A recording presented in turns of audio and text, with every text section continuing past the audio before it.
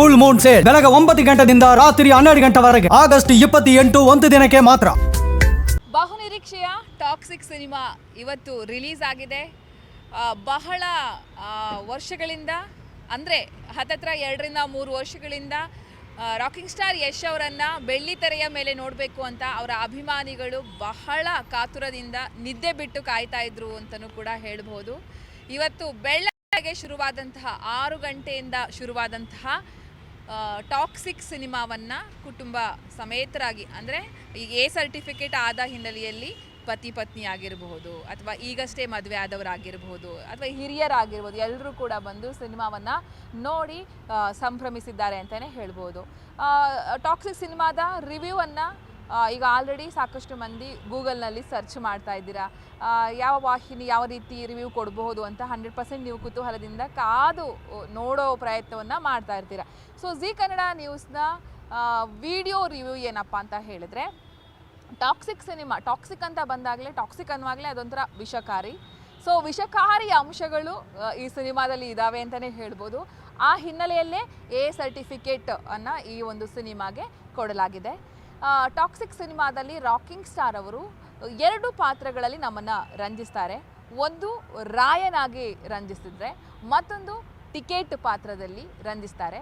ಇವ್ರಿಗೆ ಟಿಕೆಟ್ ಅನ್ನೋ ಪಾತ್ರ ಯಾಕೆ ಬಂತು ಅನ್ನೋದನ್ನು ನೀವು ಸಿನಿಮಾದಲ್ಲೇ ನೋಡಿ ಅರ್ಥ ಮಾಡ್ಕೊಬೇಕಾಗುತ್ತೆ. ಆ ಟಿಕೆಟ್ ಅನ್ನೋದಕ್ಕೆ ಅವರು ಒಂದು ಉತ್ತರವನ್ನು ಕೂಡ ಕೊಡ್ತಾರೆ. ಟಿಕೆಟ್ ಅಂದರೆ ಏನು, ಯಾಕೆ ಅಂತ ಅದನ್ನು ನೀವು ಸಿನಿಮಾ ನೋಡಿದಾಗ ನಿಮಗೆ ಅರ್ಥ ಆಗುತ್ತೆ. ಗೀತು ಮೋಹನ್ ದಾಸ್ ಅವರು ಹತ್ತತ್ರ 400 ಕೋಟಿಗೂ ಹೆಚ್ಚು ಬಜೆಟ್ನಲ್ಲಿ ಈ ಸಿನಿಮಾವನ್ನು ಮಾಡಿದ್ದಾರೆ. ಅವರ ನಿರ್ದೇಶನದಲ್ಲಿ ಮೂಡಿ ಬಂದಂತಹ ಸಿನಿಮಾ ಇದು. ಬಹಳ ಎಕ್ಸ್ಪೆಕ್ಟೇಷನ್, ಅದರಲ್ಲೂ ಕೂಡ ಒಬ್ಬ ಮಹಿಳೆ ನಿರ್ದೇಶಕಿಯಾಗಿ ಅದು ರಾಕಿಂಗ್ ಸ್ಟಾರ್ ಯಶ್ ಅವರಿಗೆ ನಿರ್ದೇಶನ ಮಾಡ್ತಾ ಇದ್ದಾರೆ ಅಂತ ಬಂದಾಗ ಬಹಳ ಕುತೂಹಲ ಇತ್ತು. ಹೇಗೆ ಮಾಡಿರ್ಬೋದು ಅನ್ನೋ ಒಂದು ಪ್ರಶ್ನೆ ಕೂಡ ಇತ್ತು. ಆ ಎಲ್ಲ ಪ್ರಶ್ನೆಗಳಿಗೆ ಕೊನೆಗೂ ಉತ್ತರ ಸಿಕ್ಕಿದೆ. ಇವತ್ತು ಬೆಳಗ್ಗೆಯಿಂದಲೂ ಹತ್ತತ್ರ ಜಾಗತಿಕವಾಗಿ ಎಲ್ಲ ಕಡೆಯಲ್ಲೂ ಸೇರಿದರೆ 12,000ಕ್ಕೂ ಹೆಚ್ಚು ಸ್ಕ್ರೀನ್ಗಳಲ್ಲಿ ಇವತ್ತು ಟಾಕ್ಸಿಕ್ ಸಿನಿಮಾ ಪ್ರದರ್ಶನ ಕಂಡಿದೆ.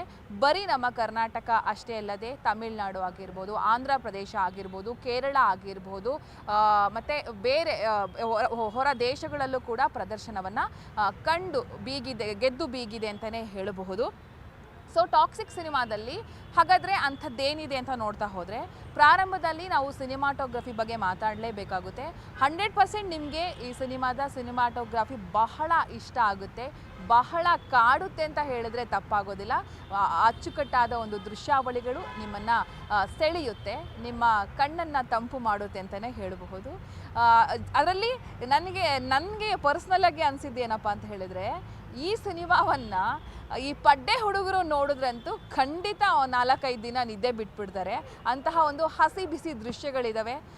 ಹೆಚ್ಚು ಗನ್ ಸೌಂಡೇ ಇದೆ ಅಂತಲೇ ಹೇಳ್ಬೋದು. ಡೈಲಾಗ್ಗಳಿಗಿಂತಲೂ ಕೂಡ ಗನ್ ಸೌಂಡನ್ನೇ ನಾವು ಇಲ್ಲಿ ಹೆಚ್ಚಾಗಿ ಕಾಣ್ಬೋದು. ರಕ್ತಸಿಕ್ತವಾದ ವಾತಾವರಣ ಹೆಚ್ಚಾಗಿದೆ. ಇತ್ತೀಚಿನ ಜೆನ್ಜಿ ಯುವ ಪೀಳಿಗೆ ಇದೆಯಲ್ಲ, ಅವ್ರಿಗೆ ಪಕ್ಕಾ ಈ ಸಿನಿಮಾ ಇಷ್ಟ ಆಗೇ ಆಗುತ್ತೆ. 100% ಅವ್ರು ಸಿನಿಮಾ ಬಂದು ನೋಡಿ ಸಂಭ್ರಮಿಸ್ತಾರೆ ಅಂತಲೇ ಹೇಳ್ಬೋದು. ಅದೇ ಈಗ ಹಿರಿಯರು ಅಥವಾ ಎಲ್ಲರೂ ಒಂದು ವೇಳೆ ಅವರ ವಯಸ್ಸಿನ ಮಕ್ಕಳನ್ನು ಕರ್ಕೊಬಂದು ಕೂರಿಸ್ಕೊಂಡು ನೋಡಿದ್ರೆ ಸ್ವಲ್ಪ ಮುಜುಗರ ಆಗುವಂಥ ದೃಶ್ಯಾವಳಿಗಳು ಕೂಡ ಇದ್ದಾವೆ. ಅದನ್ನು ಕೂಡ ನೀವು ಇಲ್ಲಿ ಮುಖ್ಯವಾಗಿ ಗಮನಿಸ್ಕೋಬೇಕು. ಆದರೆ ಅದು ಒಂಥರ ಖುಷಿ ಕೂಡ ಕೊಡಬಹುದು. ನನ್ನ ಪ್ರಕಾರ ತಂದೆ ಮತ್ತು ಮಗ ಅಥವಾ ತಂದೆ ಅಥವಾ ಮಗಳು ಇವರೆಲ್ಲ ಒಟ್ಟಿಗೆ ಕೂತ್ಕೊಂಡು ಈ ಸಿನಿಮಾ ನೋಡೋದಕ್ಕೆ ಸ್ವಲ್ಪ ಮುಜುಗರ ಆಗೇ ಆಗುತ್ತೆ. ಬಟ್ ಸಂಭ್ರಮಿಸುವವರು 100% ಟಾಕ್ಸಿಕ್ ಸಿನಿಮಾವನ್ನು ನೋಡಿ ನಿಜಕ್ಕೂ ಸಂಭ್ರಮಿಸ್ತಾರೆ. ಇನ್ನು ಟಾಕ್ಸಿಕ್ ಸಿನಿಮಾ ಅಂತ ಬಂದಾಗ ಇಲ್ಲಿ ಟಾಕ್ಸಿಕ್ ಸುಂದರಿಯರ ಬಗ್ಗೆ ಮಾತನಾಡಲೇಬೇಕು ನಾವು. ಕಿಯಾರಾ ಅಡ್ವಾಣಿ ಆಗಿರ್ಬೋದು, ತಾರಾ ಸುತಾರಿಯಾ ಆಗಿರ್ಬೋದು, ಅಥವಾ ನಮ್ಮ ಕನ್ನಡದ ಬೆಡಗಿ ರುಕ್ಮಿಣಿ ವಸಂತು, ಮತ್ತು ಹುಮಾ ಖುರೇಶಿ, ನಯನತಾರ, ಇವರೆಲ್ಲರೂ ಕೂಡ ಅವರಿಗೆ ಸಿಕ್ಕ ಪಾತ್ರದಲ್ಲಿ ಬಹಳ ಅದ್ಭುತವಾಗಿ ನಟಿಸುವಂಥ ಪ್ರಯತ್ನವನ್ನು ಇಲ್ಲಿ ಮಾಡಿದ್ದಾರೆ. ಅದರಲ್ಲೂ ಕಿಯಾರಾ ಅಡ್ವಾಣಿ ಅವರನ್ನು ನಾವು ತೆರೆಯ ಮೇಲೆ ನೋಡೋದೇ ಚಂದ. ಅಷ್ಟು ಚೆನ್ನಾಗಿ ಅವರು ತೆರೆ ಮೇಲೆ ಒಂದು ದಂತದ ಗೊಂಬೆಯಂತೆ ನಮಗೆ ಕಾಣಿಸ್ತಾರೆ. ಆ್ಯಂಡ್ ಅವರಿಗೆ ಕೊಟ್ಟಂಥ ಪಾತ್ರವನ್ನು ಕೂಡ ಬಹಳ ಚೆನ್ನಾಗಿ ನಿಭಾಯಿಸಿದ್ದಾರೆ. ಇಲ್ಲಿ ಕಿಯಾರಾ ಅಡ್ವಾಣಿ ಆ್ಯಂಡ್ ಯಶ್ ಅವ್ರ ನಡುವಿನ ಪಾತ್ರ ಹೆಂಗಿರುತ್ತೆ, ಹೇಗೆ ಅವ್ರು ಕನೆಕ್ಟ್ ಆಗ್ತಾರೆ ಅನ್ನೋದನ್ನು ನೀವು ಸಿನಿಮಾದಲ್ಲೇ ನೋಡಬೇಕು. ಇನ್ನು ತಾರಾ ಸುತಾರಿಯಾ ಮತ್ತು ಯಶ್ ಅವರು ಹೇಗೆ ಕನೆಕ್ಟ್ ಆಗ್ತಾರೆ, ಯಾಕೆ ಕನೆಕ್ಟ್ ಆಗ್ತಾರೆ, ಅವರಿಬ್ಬರ ನಡುವಿನ ಸಂಬಂಧ ಏನು ಅನ್ನೋದನ್ನು ಕೂಡ ನೀವು ಬಂದು ತೆರೆ ಮೇಲೆ ನೋಡಿದ್ರೇ ಅದರಲ್ಲಿ ಒಂಥರ ಮಜಾ ಸಿಗುತ್ತೆ ಅಂತಲೇ ಹೇಳಬಹುದು.